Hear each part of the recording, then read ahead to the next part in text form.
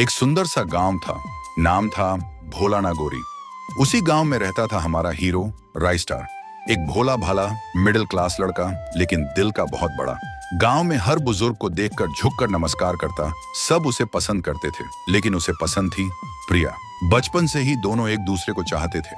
राइस्टार का एक खेत भी था गांव के बीचों बीच। उसी खेत में उसने मेहनत से फसल लगाई थी। उसका सपना था फसल बेचकर पैसे कमाएगा और एक दिन प्रिया से शादी करेगा। राइस्टार का एक और दोस्त था ज्ञान भाई। दूसरे गांव में रहता था, बहुत अमीर घर से था। उसके दादाजी के परदादाजी तक सब अंबानी जैसे थे, लेकिन फिर भी ज्ञान भाई उसका जिगरी यार था। तीनों मिलकर हमेशा साथ रहते, घूमते, खाते, हंसी मजाक करते थे। फिर एक दिन राइस्टार और प्रिया की शादी तय हो गई। गांव में खुशी की लहर दौड़ गई, हर गली सज गई। शादी में पूरा गांव शामिल हुआ और ज्ञान भाई भी।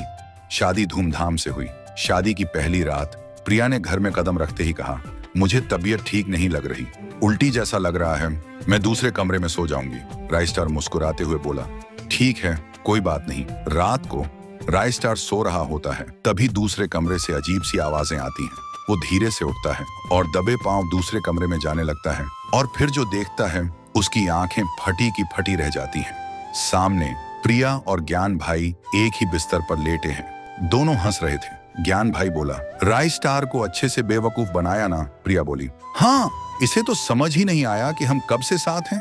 राइस्टार चिल्लाया, प्रिया, हम दोनों तो बचपन से एक दूसरे को पसंद करते हैं, इसलिए आज शादी हुई। और ज्ञान, तू तो मेरा भाई से बढ़कर था, तो फिर ऐसा क्यों किया? प्रिया हंसी और बोली, प्यार सिर्फ नाम का, असली प्यार तो ज्ञान से है, और शादी वो तो बस एक दिखावा था, तेरे खेत और पैसों के लिए। राइस्टार की आंखें भर आईं, कांपती आवाज में बोला, मैंने तुम दोनों से सिर्फ प्यार किया, भरोसा किया।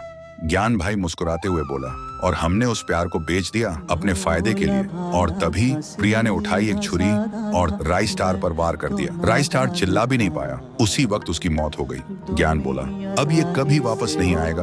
और प्रिया ने झुककर राइस्टार के कान में कहा, अब तेरा सपना भी गया और तू भी।